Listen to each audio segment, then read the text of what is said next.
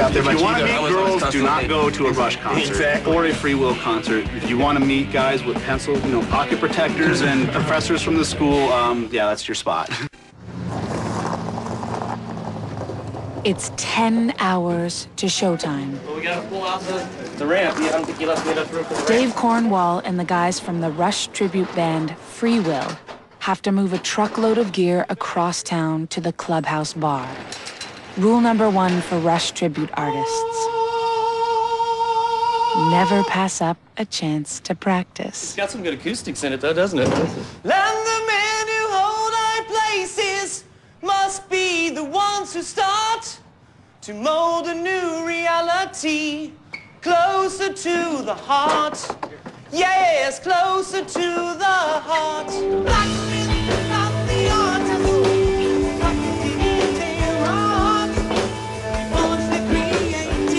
Dave's rehearsal room is being stripped to the bare walls. The loading takes all morning. It's Rush secret.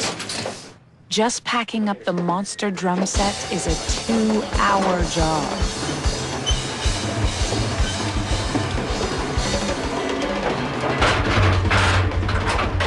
Tonight is going to be big. It's the band's 13th anniversary. These guys are in Rush overload. So it's 12 o'clock, right? So we're gonna take 5 minutes, and then we're gonna hit the road. Even a trip to the clubhouse in Tempe is a tribute to Rush. Drummer Neil Peart likes to ride a Harley-Davidson motorcycle to his gigs, so that's what Rob Kippard does too. Neil Peart's held up in such high regard, and I'm trying to emulate him to some degree.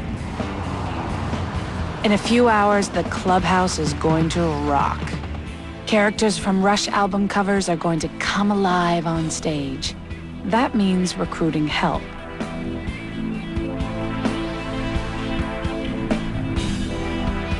And where better to find it than among their many die-hard fans? We have the Presto Bunny. The Presto Bunny is a real good friend of ours, Vinny. We have our Bones guy who break dances during Roll the Bones.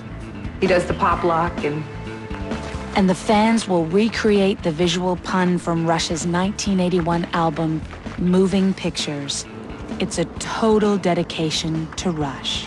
Hey, whatever it takes, right? I hear you, man. Russia. But it comes at a price. You look warm. Your name's Presto. Rush fans can be pretty harsh if they want to. If you're not very good, they're gonna tell you, and they're not gonna mince words either. They're super fans, loyal to Dave and his band. But nothing, repeat, nothing escapes their critical gaze. The attention to detail is just, Because Rush fans notice that. I mean, you'll play the greatest show in the world and go, but Alex's guitar's got gold knobs. Your guy's got black knobs. What's up with that? They want this entire song to be played, Yeah. note for note. They don't want any mistakes. I mean, they pick up on the mistakes. You better do that really good because that's my favorite band. And if you miss one note, dude, I will be all over you.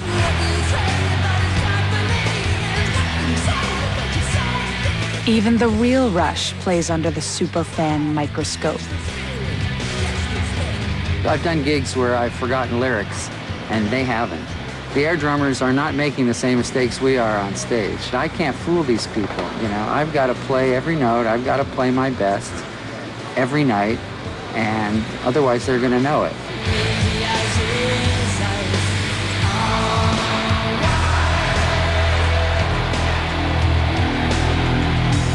My first real experience, I went out and bought 2112. Yeah, same here. And listened to that on the way home. That was a life-changing experience. Yeah, sure it was. that's just insane. I'd have to say that Rush has made me smarter.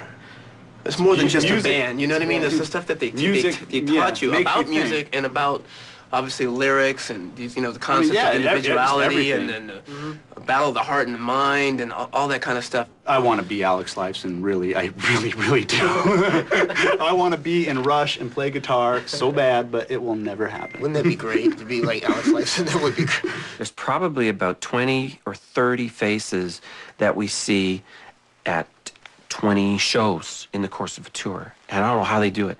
I can watch the same show 4 nights in a row, and I know exactly what's coming every time. And Doesn't matter. Oh, this is gonna be great. The next night, oh, this is gonna be great. I don't know how they can afford the time from work and the cost of the tickets and the travel, but I see them and it's nice, and I kind of, wink at them and let them know that I recognize them. Oh, sweet! And everybody has a "the day I met Geddy" story. This is when I met Geddy the first time, and this was behind the radio station. They announced on the radio, hey, Geddy Lee's gonna be in studio.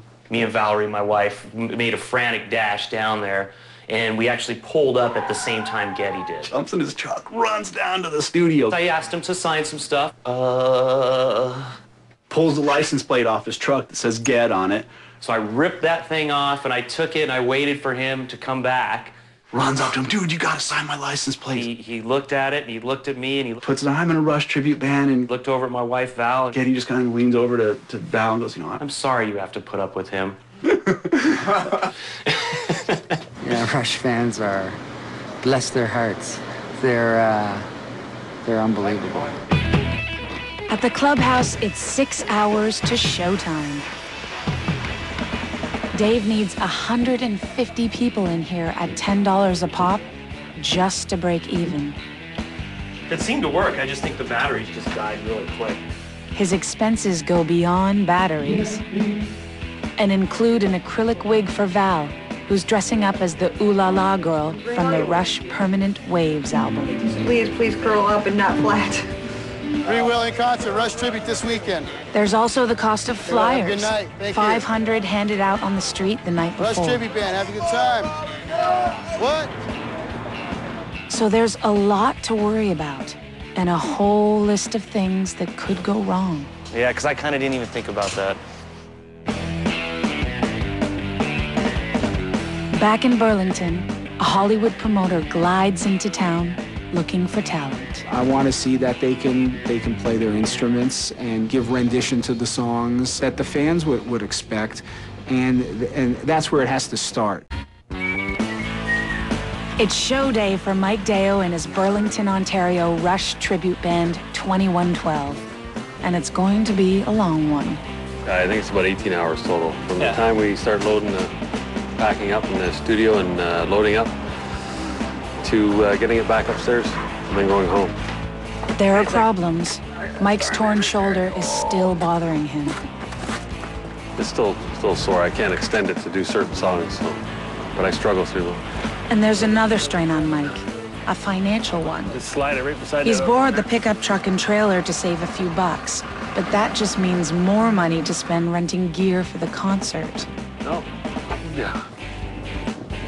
In here, Mike's like a kid in a candy store.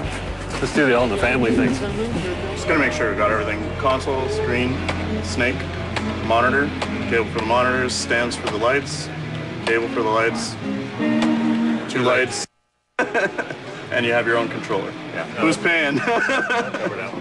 I've paid out enough money for equipment and things that you could buy a house with. Tammy will tell you that. She reminds me every day.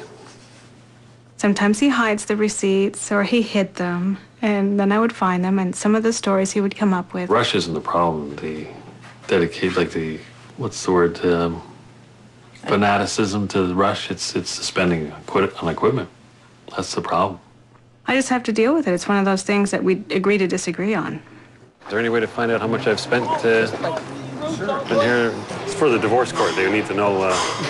I do have to put my foot down sometimes when it comes to the decor. Whoa, it's over $20,000. I think over the edge would be that big poster that I saw in my bedroom the other week. The bedroom is off limits. I'm sorry, I just can't relax with this big face of Neil Peart and Geddy Lee, and, it's just